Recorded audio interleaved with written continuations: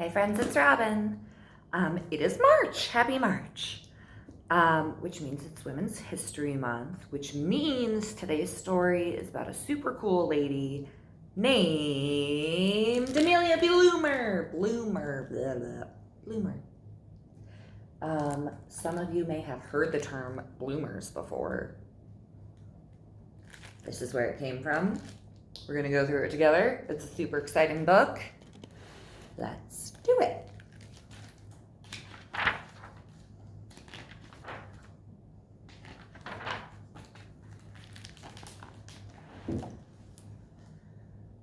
Amelia Bloomer was not a proper lady.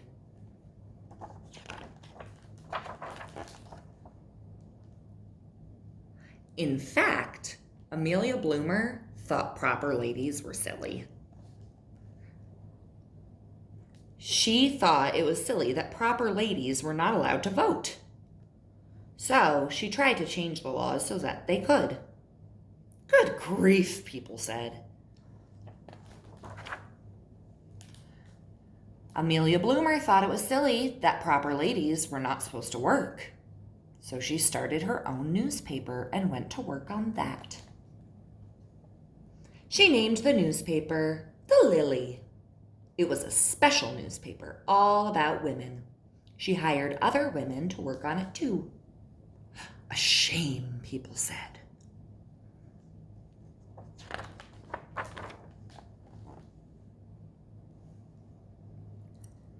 But the silliest thing of all, thought Amelia Bloomer, was the way proper ladies were supposed to dress.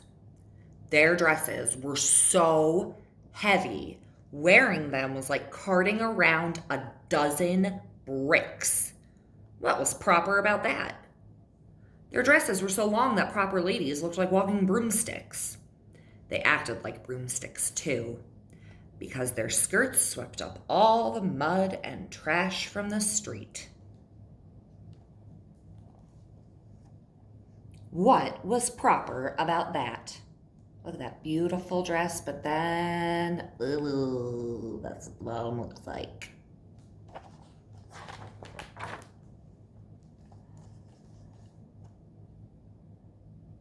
The corset they wore underneath their dresses were so tight it was hard to breathe in them. Proper ladies were fainting at the drop of a hat. What was proper about that?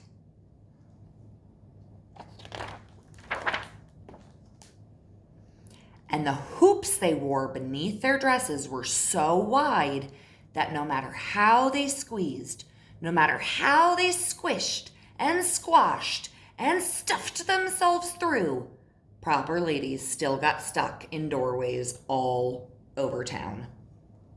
What in the world was proper about that?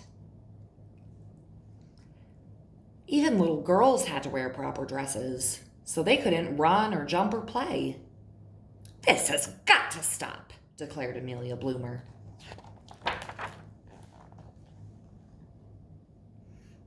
One day, Amelia's friend Elizabeth Cady Stanton came to visit. Elizabeth brought her cousin Libby with her.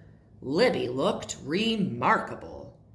She was even more improper than Amelia because Libby was not wearing a dress. Dresses, said Libby. Bah, how silly.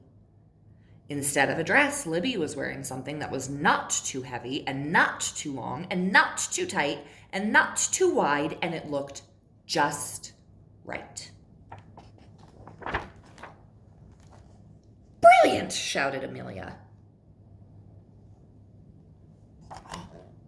There they are, right under her beautiful dress. Something easy peasy to wear so she doesn't get muddy. And so she can fit through doors. She went right to her sewing machine and sewed a matching outfit for herself. Then she went out for a walk. The townspeople were aghast.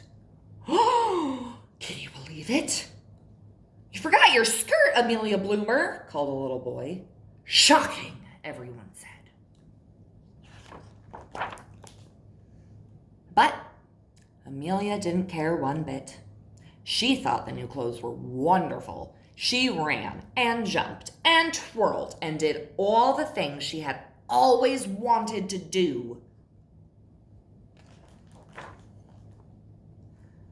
Amelia had such a good time that she wanted other women to know about the clothes too. So when she got home, she wrote about them in the Lily. "Marvelous," said a lady from Boston. "I declare," said a lady from Charleston. "Where can I get one?" asked a lady from Baltimore. Pretty soon, Amelia had letters from women everywhere. They all wanted patterns so they could make the new clothes themselves.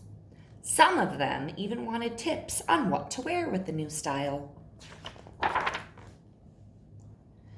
Some people called the new style of clothes the American costume.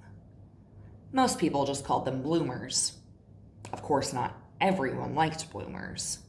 "Humph," said one very proper gentleman. "Balderdash," said another. "This can only lead to more rights for women," grumbled a third. Over time, bloomers went out of style. Proper ladies and gentlemen everywhere breathed a sigh of relief. "Thank goodness," they said. "Now everyone will forget that this nonsense and things can return to normal." But did people really forget about Amelia Bloomer and her improper ideas? Well, what do you think? The end. I hope you guys like that one. It's a super fun one. There's lots more to learn about Amelia Bloomer and bloomers in general, which was a pretty neat idea to be able to mix fashion and style with function, like being able to fit through doors without your skirts getting stuck. So I just love it. I'm going to post some links for more info on women's history stuff and some book suggestions, and it'll be very exciting.